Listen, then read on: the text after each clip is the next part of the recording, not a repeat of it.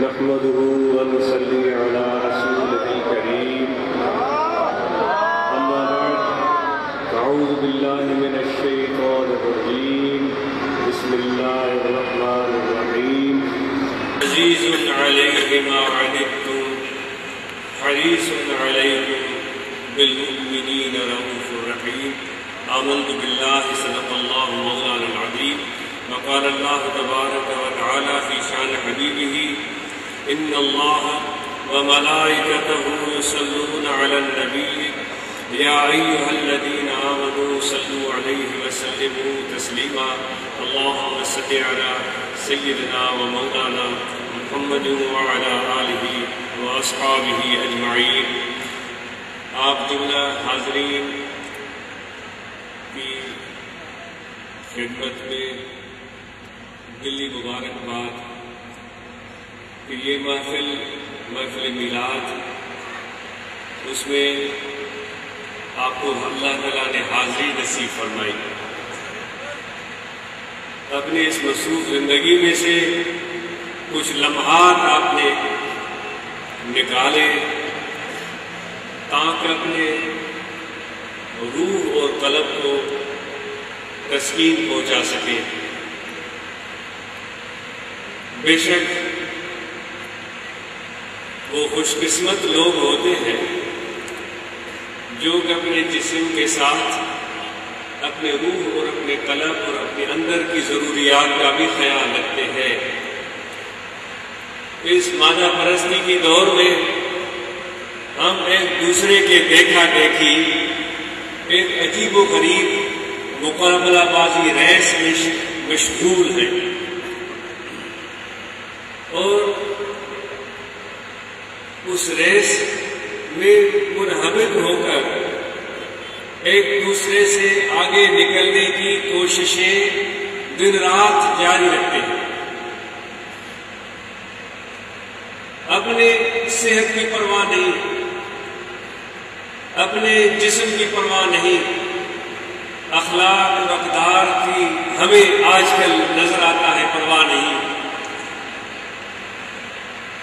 عمومی بات ہو رہی ہے، استثنائی صورت ہر جگہ ہوتی ہے، بس ہر شخص دوڑ رہا ہے، آگے جا رہا ہے۔ کیا اس ہر ایک شخص کو جن میں ہم بھی شامل ہیں، میں بھی شامل ہوں، کیا پتا ہے کہ کہاں تک جانا چاہتے ہیں؟ وہ منزل متعین کی ہے؟ کیا وہ تصور ہمارے دل و دماغ میں موجود ہے جس کی طرف ہم بڑھنا چاہ رہے ہیں، یا کچھ منزل کا پتہ نہیں ہے اور ایسے ہی اپنے دن اور رات کو اسی ریس میں صرف کر رہے ہیں کہ آگے بڑھو آگے بڑھو آگے بڑھو؟ ایسی ہمہ ہمی کے دور میں الحمدللہ آپ نے یہ محفل سجائی ہے، یہاں بیٹھے ہیں تو یہ بات ضرور کہی جائے گی کہ یہ وہ جو ریس ہم دن رات دوڑتے ہیں، یہ محفل اس سے مختلف ہے۔ اس ریس کی ضروریات اور لوازمات مختلف ہیں۔ یہاں جو اس محفل میں آپ آئے ہیں، جس کو محفل میلاد کی نسبت حاصل ہے، اس کے لوازمات و ضروریات مختلف ہیں۔ یہاں ایک متعین منزل ہے جس کی طرف بڑھنے کی آپ کو اور میں اپنے آپ کو اور آپ سب کو دعوت دیتا ہوں۔ یہ اس طرح کی بھاگ دوڑ نہیں ہے کہ جس میں بھاگنے والوں کو کچھ پتہ نہیں کہ وہ کہاں جا رہے ہیں، کس طرف جا رہے ہیں۔ کسی بھی امیر سے پوچھ لیں جو لاکھ پتی یا کروڑ پتی ہے، بھئی اتنے عرصے آپ نے زندگی گزاری، اتنا کچھ کمایا، اتنا کچھ جمع کیا، اتنی ملکیتیں اور جائیدادیں بنائیں، اب بتاؤ اور کیا چاہتے ہو؟ وہ یہی کہے گا کہ بھائی میں نے تو کچھ بھی نہیں بنایا، فلاں کو دیکھو جو مجھ سے زیادہ امیر ہے، فلاں کو دیکھو جس کے پاس زیادہ دولت ہے، میں تو کچھ بھی نہیں ہوں، وہ یہی جواب دے گا۔ اور اس فلاں سے اگر آپ پوچھیں جا کر، وہ بھی یہی جواب دے گا۔ یعنی کہ یہ ہر انسان اپنے حرص کی وجہ سے جو چیزیں، جو نعمتیں، جو بہتری، جو بھلائی اللہ نے اس کو عطا کی ہے، اس کو بالکل بھول بیٹھا ہے۔ بلکہ وہ ایسی معمولی چیزوں کی تلاش میں بھاگتا ہے، جو چیزیں اس کو حاصل ہیں ان چیزوں کے، ان نعمتوں کے مقابل اس کی کچھ حیثیت نہیں ہے۔ تو طوالت میں جانے کے بجائے میں عرض کروں گا کہ یہاں جو اس محفل میں ہم آئے ہیں، یہاں صرف ہمیں ان کانوں سے نہیں سننا ہے۔ جو دن رات ہم ایک دوسرے کی باتیں سنتے ہیں، ایک دوسرے سے گفتگو کرتے ہیں، تو یہ کان ہم استعمال میں لاتے ہیں۔ یہاں کچھ اور کان چاہیے، کچھ اور طاقت سماعت چاہیے، جس کے ذریعے آپ کو یہ بات سمجھ میں آئے گی۔ وہ کان دل کے کان ہیں، جب تک ان کا توجہ نہیں ہوگا، جب تک وہ ہمارے کان متوجہ نہیں ہوں گے تو یہ بات سمجھ میں نہیں آئے گی۔ جو آیت کریمہ تلاوت کی گئی اس میں اللہ تبارک و تعالیٰ نے اپنے حبیب کے بارے میں فرمایا ہے کہ میں نے لقد جاءکم رسول من انفسکم، آپ کے پاس نبی آیا ہے آپ میں سے ہی، حریص علیکم، اور وہ بہت زیادہ آپ پر حریص ہے، عزیز علیہ ما عنتم، اور اس پر بہت گراں گزرتی ہے وہ بات، جو تکلیف آپ کو پہنچتی ہے، جو پریشانی آپ کو لاحق ہوتی ہے، جو بد کرداری یا بد اعمالی یا جو غلط راستے کا تم انتخاب کرتے ہو اور پھر نقصان اٹھاتے ہو، وہ نقصان حضور نبی کریم رؤوف رحیم صلی اللہ علیہ وسلم کو بہت گراں گزرتا ہے۔ ہم اور آپ تو اپنے بارے میں سوچتے ہیں کہ ہم اپنی بھلائی کے لیے بہت کچھ کرنا چاہتے ہیں۔ بہت کم لوگ ایسے ہوں گے جو اوروں کی بھلائی چاہتے ہوں، لیکن میرے آقا و مولا حضرت صلی اللہ علیہ وآلہ وسلم کی ذات سراپا رحمت، وما ارسلناک الا رحمتا للعالمین، اے میرے نبی ہم نے تو آپ کو پوری سب جہانوں کے لیے رحمت بنا کر بھیجا۔ آپ کی آمد سے، آپ کی رحمت سے، آپ کی رافت سے، آپ کے پیار سے، آپ کی صحبت سے جو اپنے ہیں وہ تو فائدہ پائیں گے، جو غیر ہیں، جو ایمان نہیں بھی لاتے، وہ بھی اس رحمت سے فائدہ اٹھاتے رہے ہیں اور اٹھاتے رہیں گے۔ یہی تو رحمت کا کام ہوتا ہے۔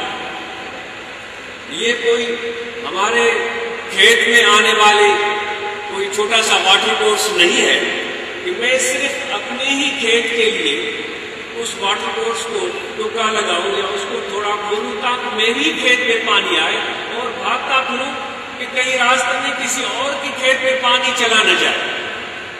کیا ایسا نہیں ہوتا؟ جو کاشتکاری کرنے والے ہیں وہ راتوں کو جا کر بھاگتے رہتے ہیں کہ یہ پانی جو آج میرے طرف آیا ہے وہ کسی اور کے پاس جانے نہ پائے۔ ایک تو یہ پانی ہوتا ہے جو اے انسان تیرے اپنے کنٹرول میں ہوتا ہے، اللہ تعالیٰ نے یہ تمہارے لیے بندوبست کیا ہے۔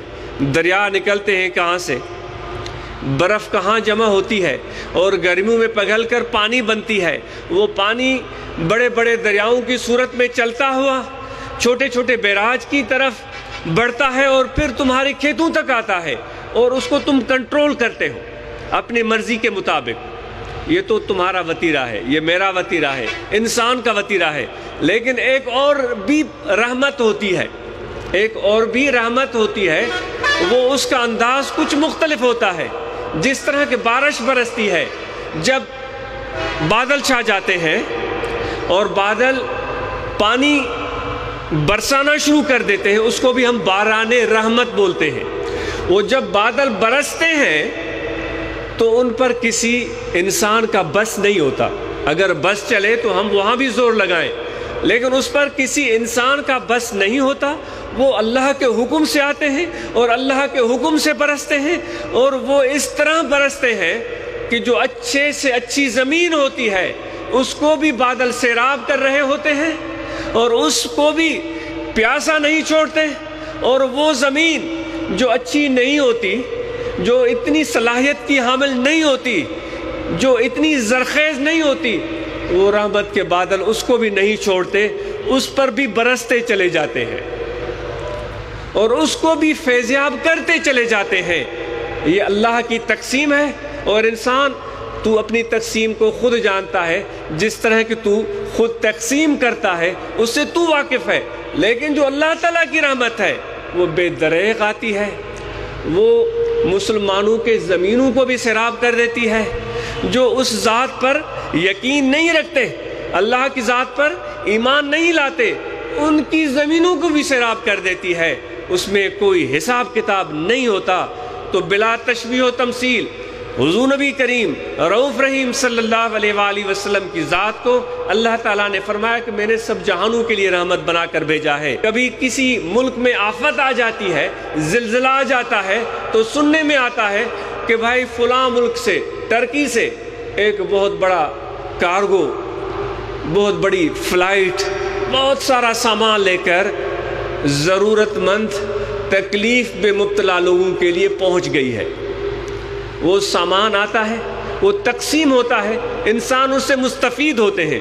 یہ اللہ تعالیٰ کے یہ جو بادل ہیں یہ بھی ایک کارگو لائن ہے، اور کس طرح پانی کہاں کہاں پہنچاتے پھرتے ہیں، تو بات سے بات نکلتی چلی گئی۔ میرے نبی اکرم نور مجسم صلی اللہ علیہ وآلہ وسلم سب جہانوں کے لیے رحمت ہیں، اور وہ ان کی رحمت کسی موسم کی محتاج نہیں ہے، ان کی رحمت کسی وقت کے ساتھ مخصوص نہیں ہے، ان کی رحمت کسی شخص کے ساتھ مخصوص نہیں ہے، ان کی رحمت کسی قبیلے کے ساتھ مخصوص نہیں ہے۔ اللہ تعالیٰ نے فرمایا سب جہانوں کے لیے رحمت ہے، اور اس خدا کے جہان میں بڑے بڑے اچھے اور نیکوکار لوگ بھی بستے ہیں، اور ہم جیسے گناہگار بھی بستے ہیں۔ ایسے لوگ بھی بستے ہیں جو معاذ اللہ خدا کی ذات پر یقین نہیں رکھتے، محروم ہیں، جو حضور کی ذات پر بھی یقین نہیں رکھتے، محروم ہیں، لیکن اللہ نے فرمایا کہ تم سب جہانوں کے لیے رحمت ہو، تم ایک ایسی بارش ہو جو ازل سے برسنا شروع ہو چکی ہے اور ابد تک برستی رہے گی، کبھی بند ہونے والی نہیں ہے، بند ہونے والی نہیں ہے۔ ہماری جھولی تنگ ہے، ہمارے دل بند ہیں، ہماری آنکھیں اندھی ہیں، ہم اس صلاحیت سے محروم ہیں کہ اس رحمت کی بارش کو دیکھ سکیں اور محسوس کر سکیں۔ اے میرے بھائیوں، اگر آپ چاہتے ہیں کہ وہ برستی رحمت جو میری نبی کی ہے، ان کی ذات سے وابستہ ہے، جو سب جہانوں پر برستی ہے، جس طرح سعدی فرماتا ہے کہ دوستارا کجا کنی محروم تو کے بعد دشمنا نظرداری۔ اے میرے پیارے رب، تو اپنے پیاروں کو، اپنے دوستوں کو کیسے محروم رکھے گا؟ تو ایسا مہربان رب ہے جو دشمنوں کو بھی نواز دیتا ہے۔ اگر ہم اور آپ اس اللہ تعالیٰ کی بھیجی ہوئی رحمت جو اللہ نے فرمایا لَقَدْ جَاءَكُمْ رَسُولٌ مِّنْ أَنفُسِكُمْ، تم میں سے رسول آیا ہے، اور اس کی اوصاف بھی بیان کر دی، حریصٌ علیکم، وہ تمہارے لیے بہت حریص ہے۔ پیار کی بات آ گئی، انسانیت سے محبت کی بات آ گئی، آپ کی عنایات اور شفقتوں کو آپ کے اسوہ حسنہ میں، آپ کی سیرت پاک میں سنیں اور پڑھیں اور محسوس کریں۔ ہمارے دوست ابھی فرما رہے تھے کہ آپ کے زبان مبارک سے کبھی کسی کے لیے بھی کوئی بھی رنجش کے کلمات زبان پر نہیں آئے۔ وہ بھی لوگ تھے جنہوں نے آپ پر پتھر برسائے اور کتے چھوڑ دیے گئے، جس میں اطہر لہو لہاں ہو گیا، اور اس طرح خون بہنے اور رسنے لگا کہ نالین مبارک خون سے تر بتر ہو گئی۔ جبرائیل آتا ہے اور وہ عرض کرتا ہے کہ حکم دیجئے یا رسول اللہ، اس پورے خطے کو، یہ پہاڑوں کے درمیان رہتے ہیں طائف والے، چاروں طرف پہاڑ ہیں، ان کو میں یہیں ختم کر دیتا ہوں۔ آپ نے فرمایا نہیں جبرائیل، میں تو خدا کی طرف سے رحمت بنا کر بھیجا ہوں، ان پر عذاب کی میں دعا کبھی بھی نہیں کر سکتا۔ اور پھر آخر میں فرماتے ہیں اے میرے رب ان کو ہدایت دے، یہ مجھے پہچانتے نہیں ہیں۔ کتنی بڑی بات ہے، ذرا غور کیجئے گا۔ یعنی کہ ان کے پتھر برسانے کو برداشت کر گئے، اس عمل کو بھی برا کرنے کے بجائے آپ یہ فرماتے ہیں کہ ان سے جو یہ عمل سرزد ہوا ہے، جو انہوں نے پتھر برسائے ہیں، اس میں یہ لوگ معذور ہیں۔ یہ معذور ہیں، کیوں معذور ہیں؟ کہ ان کو میرا تعارف نہیں ہے، مجھے جانتے نہیں ہیں۔ مجھ جیسا ایک ناکارہ آدمی، کم علم آدمی یہاں آیا تو ایک دوست کو کھڑا کر دیا گیا کہ بھائی اس کے بارے میں بتاؤ یہ کون ہے۔ یہ ہوتا ہے۔ کل ہم کتاب خریدنے گئے تو ایک کتاب ہم خرید رہے تھے کسی شاعر کی، تو میں نے اس پبلشر سے بولا، میں نے عرض کیا کہ بھائی اس کی کتاب چاہیے، لیکن ایسی کتاب چاہیے جس میں چند صفحات پر اس کی سوانح حیات ہو۔ میں جاننا چاہتا ہوں کہ اتنا بڑا شاعر ہے، یہ کون تھا، کہاں کا رہنے والا تھا، اس کا بیک گراؤنڈ کیا تھا، اس نے زندگی کیسے بسر کی، اس کی زندگی میں کیا کیا المیے آئے، تاکہ مجھے ان کے اشعار کو سمجھنے میں اور زیادہ آسانی ہو۔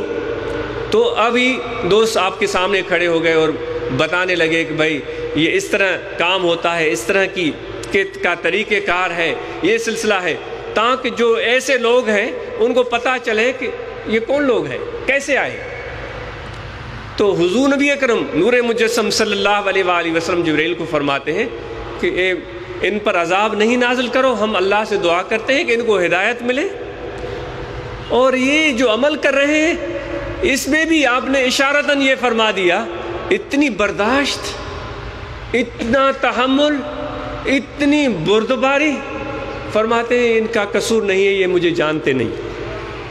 اور سبحان اللہ، واقعی ایسے ہی ہوا کہ وہ لوگ جو نہیں جانتے تھے وہ فتح مکہ والے دن آپ کو جان گئے، اور وہ سب طائف کے وفد در وفد آپ کے بارگاہ میں آئے اور ان سب کو اپنے خیمے میں بلایا۔ ان سب کو کعبۃ اللہ شریف کے قریب اپنا آپ کا خیمہ لگا ہوا تھا، ان کو خیمے میں بلایا اور ان کا اٹھ کر استقبال کیا۔ ایک لفظ بھی زبان سے نہیں نکلا بھائی تم تو وہ لوگ تھے جب ہم آئے تھے تو تم نے کوئی تعظیم نہیں کی تھی۔ ان کا استقبال کیا اور وہ لوگ آپ کے خدمت میں آ کر مشرف بہ اسلام ہوئے۔ یہ میرے نبی کا اخلاق کریمانہ تھا، یہ ہے رحمت للعالمین۔ اے عشاق رسول، یہ میلاد منانا یہ بڑی اچھی بات ہے نوجوانوں کے لیے۔ تو اس چیز کو بہترین، ہم دوست آپس میں باتیں کرتے ہیں، اس کو بہترین ہم سمجھتے ہیں، کیونکہ ہماری نوجوان نسل کو اس میلاد کے اجتماعات سے اور ان جلسے جلوسوں سے ایک حضور کی عظمت کا احساس ان کے دل میں پیدا ہوتا ہے، اور آقا انعامدار حضرت صلی اللہ علیہ وسلم کی ذات کے بارے میں ان کو معلومات ملتی ہے، کیونکہ آج ہمارا کتابوں سے رشتہ کمزور ہو چکا ہے، اور کتاب پڑھنے کے لیے ہمارے پاس ٹائم ہی نہیں ہے۔ تو اس لیے خصوصاً ہمارے نوجوان، ان کے لیے ایسی محافل کا انعقاد بہت ہی زیادہ مفید ہے، اور جو ایک رونق بنتی ہے اور ایک اجتماع بنتا ہے، اور نوجوانوں کو تو چاہیے کہ ان کو بالکل آگے رکھا جائے، بلکہ ذمہ داریاں ان کو سونپ دی جائیں تاکہ اور زیادہ اس میں وہ دلچسپی لے۔ یہ بہترین کام ہے۔ ہم عید الفطر کی بھی خوشی مناتے ہیں اس بنیاد پر کہ رمضان شریف ہمیں نصیب ہوا، یہ اللہ کی طرف سے انعام ہوتا ہے۔ عید قربان بھی ہم مناتے ہیں کیونکہ ہمارے آقا و مولا حضرت صلی اللہ علیہ وسلم نے اپنے پیارے دادا کی یاد میں وہ قربانی کی تھی، ہم وہ قربانی بھی بناتے ہیں۔ لیکن جن کی وجہ سے یہ رمضان ہمیں عطا ہوا، جن کی برکت سے یہ قرآن ہمیں عطا ہوا، جن کی برکت سے ہمیں نماز عطا ہوئی، جن کی برکت سے یہ سارے نیکیاں ہمیں عطا ہوئی، بھلائیاں عطا ہوئی، یہ رحمت کے دروازے ہمارے لیے کھول دیے گئے، ہمیں سب امتوں سے بہترین امت گردانا گیا، تو ان کی آمد کی خوشیاں منانا یہ ہمارے لیے تو اعزاز ہے۔ لیکن ایک بات یاد رکھنے کی ہے کہ آپ اور ہم جب محبت کا اظہار کرتے ہیں یہ آپ کا عمل بہترین ہے، لیکن جس نبی سے محبت کا اظہار ہم کرتے ہیں ان کے طریقے، ان کے اخلاق کریمانہ کو اگر ہم اختیار نہ کریں، ان کے اخلاق کریمانہ کیا تھے؟ آپ مشکلات میں صبر کرنے والے تھے، آزمائش میں باحوصلہ رہنے والے تھے، آپ پڑوسیوں کے ساتھ احسان کرنے والے تھے، آپ دشمنوں کو معاف کر دینے والے تھے، آپ یتیموں کے یار تھے، بیواؤں کے ہمدرد تھے، خود بھوکے رہ کر اپنے آنے والے مہمانوں کو کھانا کھلاتے تھے۔ یہ میری نبی کا اخلاق تھا، یہ ان کی عادتیں تھی۔ اس کا ذکر قرآن مجید میں اللہ تعالیٰ نے فرما دیا۔ عظمت تو کسی بھی طرح سے اللہ تعالیٰ بیان فرما سکتا تھا، لیکن کیا فرمایا؟ حریص علیکم، تم پر وہ حریص ہے۔ اپنی ذات کا بھی اس کو فکر نہیں ہے، اے مومنو تم پر وہ حریص ہے۔ اور جو تکلیف اگر اس کو پہنچتی ہے تو وہ بھی یہ تکلیف پہنچتی ہے، اگر تمہیں کوئی تکلیف پہنچے تو وہ ان کے لیے بڑی تکلیف ہوتی ہے۔ تو یہ میرے پیارے آقا کا یہ اخلاق کریمانہ تھا۔ اگر ہم بے صبری کا مظاہرہ کریں، اگر ہم دنگا فساد کریں، بدگمانی کریں، لڑائی جھگڑا کریں، دوسروں کو برا سمجھیں، اپنے آپ کو اچھا سمجھیں، میں چودھری ہوں، میں جٹ ہوں، میں سندھی ہوں، میں وڈیرا ہوں، یہ چیزیں ہمارے اندر پیدا ہو جائیں تو پھر آپ بتائیں کہ آپ کا یہ عشق جو ہے یہ ادھورا رہ گیا، مکمل نہیں ہو سکا۔ آپ اور ہم اللہ کے سامنے سرخرو ہونا چاہتے ہیں، حضور نبی اکرم صلی اللہ علیہ وآلہ وسلم کی بارگاہ میں سرخرو ہونا چاہتے ہیں، تو پھر ان کے اخلاق اور عادات کو اپنے اندر پیدا کرنا پڑے گا۔ اپنے دل سے کینہ اور بغض نکال دو، اپنے دل سے حسد نکال دو۔ اپنی خوشی میں جب خوش ہوتے ہو تو اپنی بھائی کی خوشی میں بھی تمہیں خوش ہونا چاہیے۔ اپنے بھائی کو ہنستے ہوئے دیکھو تو تمہارے دل سے دعا نکلے کہ تم ہمیشہ ایسے ہنستے رہو، یہ نہیں کہ اس کو ہنستے ہوئے دیکھ کر تمہارے دل میں اچھے خیالات نہ آئیں اور اس کا مذاق اڑاؤ۔ یہ عاشق رسول کا کام نہیں ہو سکتا۔ اس لیے یہ عظمتیں اے مسلمان بھائیو اپنے اندر پیدا کرو۔ انشاءاللہ یہ اخلاق ہم اپنے اندر پیدا کریں، دنیا آپ کا سکہ مانے گی، دنیا آپ کی عظمت کو مانے گی، دنیا آپ کو سلام کرے گی، دنیا آپ کو اپنا رہنما بھی بنا سکتی ہے، لیکن اس طرح نہیں جس طرح آج کل ہم کرتے ہیں۔ زبان سے بڑی دعویٰ، عمل صفر، عمل کچھ بھی نہیں ہے، بس ایک دوسرے کو خوش کرنے میں ہم لگے ہوئے ہیں۔ میں کسی کو، وہ جو شاعر فارسی میں کسی نے کہا ہے، من ترا حاجی بگویم تو مرا غازی بگو، سچی بتائیے گا کہ ایسا نہیں ہے؟ دو مل گئے آپس میں، کہیں چلے گئے، انہوں نے کہا کہ بھئی لوگوں کو تعارف کروانا ہے، اپنے عظمت کا سکہ بٹھانا ہے۔ ایک نے دوسرے کو کہا کہ تم مجھے حاجی صاحب بولنا اور میں تمہیں غازی غازی بلاؤں گا تو لوگ ہماری عزت کریں گے۔ وہ نہ وہ حاجی تھا نہ وہ غازی تھا۔ ایک دوسرے کو ہم ان اسٹیج پر کھڑے ہو کر اس طرح خوش کرنے کی کوشش کرتے ہیں، ایسے بات نہیں چلے گی۔ اپنے نفس کو خوش مت کرو، اللہ کو خوش کرنے کی کوشش کرو۔ اپنے ذات کو خوش کرنے کے بجائے رسول اللہ صلی اللہ علیہ وسلم کی ذات کو خوش کرنے کی کوشش کرو۔ اور وہ کیسے خوش ہوتے ہیں؟ وہ ایسے خوش ہوتے ہیں کہ ان کے امتیوں کو دکھ مت پہنچاؤ، ان کے امتیوں کے لیے سکون کا باعث بنو۔ کون سی امت؟ وہ امت جس پر تھوڑی سی بھی تکلیف آ جائے تو میرے نبی پر گراں گزرتی ہے، تھوڑی سی بھی۔ نبی اکرم صلی اللہ علیہ وسلم فرماتے ہیں میرے امتی کے پاؤں میں کانٹا بھی چبھتا ہے، اس کی تکلیف ہمیں ہوتی ہے۔ تو اس لیے اپنے کردار میں آج کے بعد ہمیں تبدیلی لانی ہے۔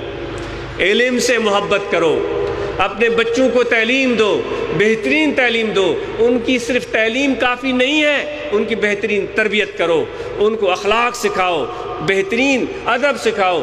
جب ہم بڑے ماں باپ ایک دوسرے کے ساتھ اچھا سلوک کریں گے، ایک دوسرے کا احترام کریں گے، شوہر بیوی کے ساتھ اچھی بات کرے گا، بیوی شوہر کا احترام کرے گی، ان کے باہمی گفتگو اچھی ہوگی تو بچے بھی وہی بات سیکھیں گے۔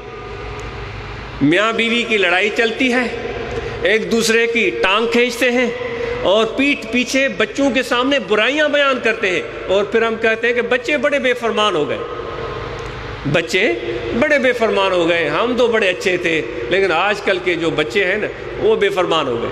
بھائی کیسے بے فرمان ہو گئے؟ تمہارے سائے تلے بیٹھے ہیں، تمہارے ناک کے نیچے بیٹھے ہیں، تمہارے ہاتھوں میں ہے، یہ ان کی بے فرمانی، یہ تمہاری اپنی کمی کوتاہی ہے۔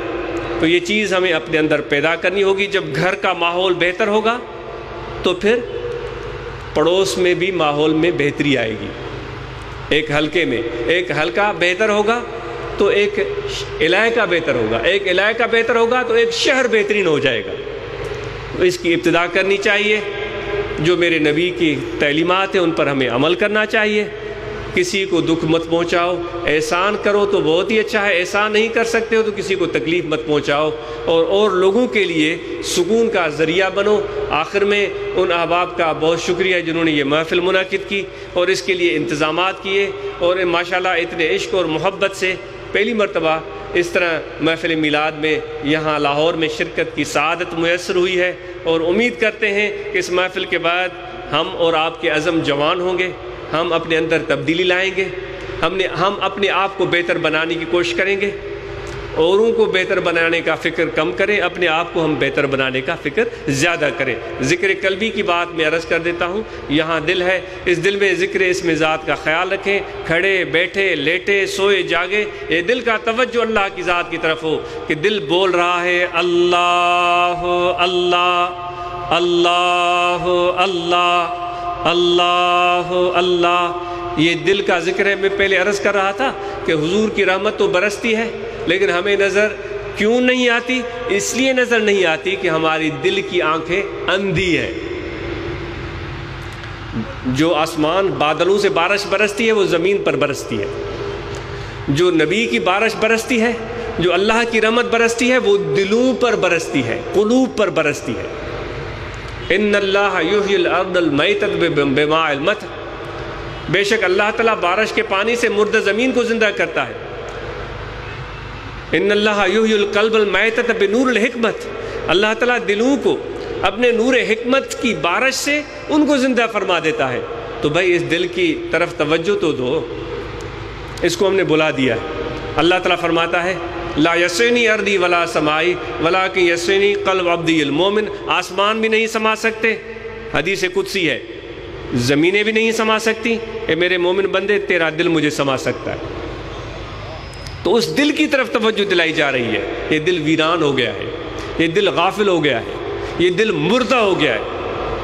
حضرت غوث اعظم پیران پیر دستگیر شیخ عبدالقادر جیلانی رضی اللہ تعالیٰ عنہ ارشاد فرماتے ہیں، اے باطن کے اندھے، اے باطن کے یا مریض القلب، اے دل کے مریض، یہ کب تک تم اپنے مرض کو لیے پھرتے رہو گے؟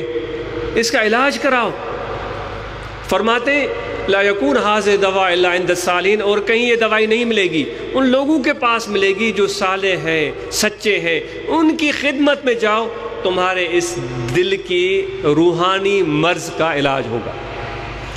تو وہ دوائی ذکر قلبی کی دل کے روحانی مرض کو دور کرنے کے لیے آپ کو بتائی جا رہی ہے۔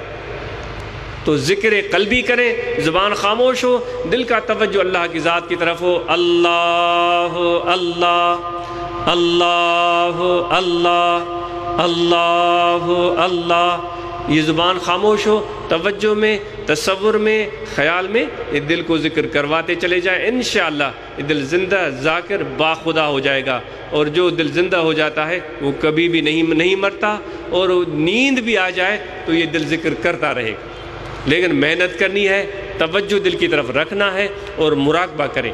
کچھ ٹائم بیٹھ کر دنیا و ما فیہا کے خیالات دل سے، دماغ سے نکال کر دل کی طرف توجہ کر کے بیٹھ جائیں، دل میں ذکر ہو رہا ہے اور حضور نبی کریم رؤوف رحیم صلی اللہ علیہ وسلم کا فیض اللہ والوں کے سینے سے ہوتا ہوا میرے دل میں آ رہا۔ جیسے یہ پاور یہاں پہنچا ہے تو کتنی یہ ماشاءاللہ رنگ برنگی روشنیاں ہمیں نظر آ رہی ہیں۔ کہ پاور ہاؤس کہاں ہے، وہ یہ کہاں جنریٹ ہو رہا ہے، یہاں سے سینکڑوں میل دور، اور وہ کس طرح یہاں پہنچ رہا ہے، وہاں بٹن آن ہوتا ہے، یہاں یہ ساری چیزیں روشن ہو جاتی ہیں۔ تو مجمع الفیوز میرے نبی کی ذات ہے، لیکن اس فیض کو لے کر چلنے والے وہ جو ذریعے ہیں، وہ جو اس کا وسیلہ ہے، وہ اللہ والے ہیں جو نبی کے نائب ہوتے ہیں۔ ان کے ساتھ رابطہ قائم کرنا گویا نبی اکرم صلی اللہ علیہ وسلم کے ساتھ رابطہ قائم کرنا۔ تو اس لیے تعلق اور محبت قائم کریں، اور آپ سب یہاں مرکز رول اسلام میں محفلیں ہوتی ہیں، اس میں شرکت کیا کریں، اس محفل میں آیا کریں، نماز پنجگانہ ادا فرمائیں، اور حضور نبی کریم رؤوف رحیم صلی اللہ علیہ وسلم نے نماز کی تاکید سب سے زیادہ فرمائی ہے۔ جو فرائض شرعی ان پر بھی عمل کریں اور سنتوں پر بھی عمل کریں۔ مسواک استعمال کرنا میرے نبی کی سنت ہے، امامہ شریف باندھنا میرے نبی کی سنت ہے، داڑھی کا بڑھانا میرے نبی اکرم صلی اللہ علیہ وسلم کی سنت ہے۔ تو جتنا ان کی سنتوں پر عمل ہوگا اتنا زیادہ اللہ تعالیٰ کی طرف سے رحمت کی بارش ہوگی، لیکن فرض کی اہمیت سنت سے کہیں زیادہ ہے۔ اس کا سب ہم جتنے بھی ہیں موجود اس کا اہتمام کرتے رہیں، جتنے بھی ہمارے احباب ہیں ان سب کے لیے دعا ہے۔ آپ بھی ہمیں دعا میں یاد رکھیے گا، کوئی کمی بیشی ہوئی ہو گفتگو میں، کسی کی دل آزاری ہوئی ہو دانستہ یا نادانستہ، میں معذرت خواہ ہوں، مجھے معاف کیجیے گا اور دعا کیجیے گا کہ اللہ تعالیٰ ایسی محفلیں ہمیں بار بار نصیب فرمائے۔ جو دوست دعائیں پڑھنا چاہتے ہیں تو دعا پڑھ سکتے ہیں۔ بسم اللہ الرحمن الرحیم، آمنت باللہ و ملائکتہ و کتبہ و رسلہ والیوم الآخر والقدر خیرہ وشرہ من اللہ تعالی والبعث بعد الموت، اشہد ان لا الہ الا اللہ وحدہ لا شریک لہ واشہد ان محمدا عبدہ ورسولہ، استغفر اللہ تعالی ربی من کل ذنب واتوب الیہ۔ دعا جامع ہے ہم سب کے لیے، جامع دعا ہے۔ الحمدللہ رب العالمین، اللہم صلی علی سیدنا و مولانا محمد و علی آلہ واصحابہ اجمعین۔